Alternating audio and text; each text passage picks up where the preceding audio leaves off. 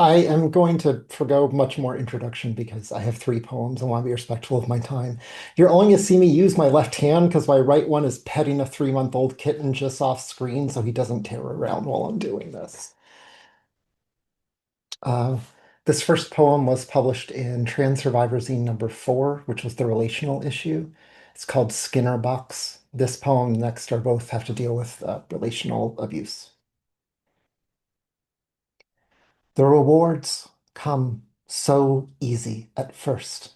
You press the lever, treats come out. Little pellets of love. Press a compliment, press a held hand, press a kiss, press flowers. But over time, it feels like the lever stops working as well. Press, press, press. You are loved. Press, press, press, press. You are good enough. Press, press, press, press, press. You are safe.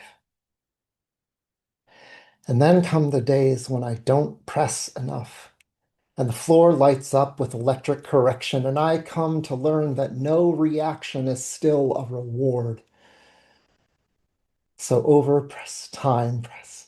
I learn press, that I press, should never press, rest press, because you never press, no press, when press. The shocks, press, press, press, press, press, will come. And every press, I'm sorry. Now and then, press. I can see you're trying. There's still press. We're a family. A treat. You're safe. Looking back, I am scared not by the box's devious construction, but by the question that if the treats had come just a little more often, would I ever have realized I was trapped? The second poem is called Stray. It was published in a zine called Dog Teeth. My heart was once astray, limping through the empty streets, ribs sticking to malnourished frame, grateful for any scrap she could find. She would roll over and show her belly, hoping that if she were just friendly and cute and obedient and loyal, that someone might whistle for her to follow. She had puppy dog eyes and a heart of gold, and all it took was pockets full of kibble and a voice full of promises. It called for her to heal, and she was happy to fall in line. The collar feels special when it first goes on. It says that you are taken care of, that you have a home and a name, because of course your identity can only come from the fact that you are loved. The thing about homes with invisible fences is that you don't see them at first. They open the door and you only see wide open space, green spreading in all directions, security without restriction. The things about homes with invisible fences is that you only learn the space you're allowed by the lesson of pain. The thing about homes with invisible fences is that you can't know if they move. The thing pain about homes, pain with invisible fences, is that you learn not to push too far, since yards could shrink. Obey in advance. Remember your place. Don't stray. Each step out risks the shock. The thing about homes with invisible fences is that you get used to the pain. The thing about homes with invisible fences is that you just need to push through the pain, pain, pain to be free. My heart is no longer astray. She is a feral beast, a self-sufficient scavenger, a name held in her heart with no engraved tag.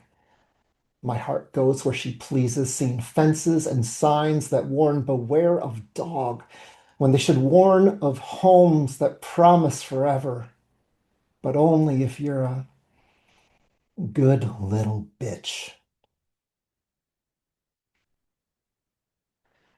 This last poem is called A Prayer for Athena. It isn't directly about abuse, but I'm including it today because I know me and so many of my trans feminine siblings who have our genders wielded against us in our abusive relationships or told that we deserve what is happening because of our male socialization or because we are the husband of the relationship or various other excuses. Prayer for Athena. The stories say you burst from Zeus's head, a grown woman ready for battle, born in violent bloodshed, tearing herself from the shell of a man. I can't help but wonder, did you too mourn a girlhood you could never have? Did you come out as a warrior knowing, as we all do, that you would have to fight to survive? Did you wait for the day when you could escape that masculine shadow from which you came, only to find his legacy lingered, a stain that can never be washed away? Did other goddesses look at you with suspicion? Were you too loud, too brash, too tall, too fierce?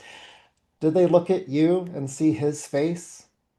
Did they shun you for being too close to manhood? Some called you Athena the Virgin. Is it because you hid your lust from them, projecting a guileless feminine innocence, the specter of predator, always over your shoulder? Were there skills you never learned, buried in the darkness in him? Did you scramble to catch up, never feeling like you could make up for the time? Were you scorned, pitied, idolized, reviled? Were you always the goddess of wisdom, or did you have to chisel truths from your soul to become enough to be treated as worthy? Did you know that when they built you a pedestal, a whole city to your name, it would only be a matter of time before they tore you back down? Thank you.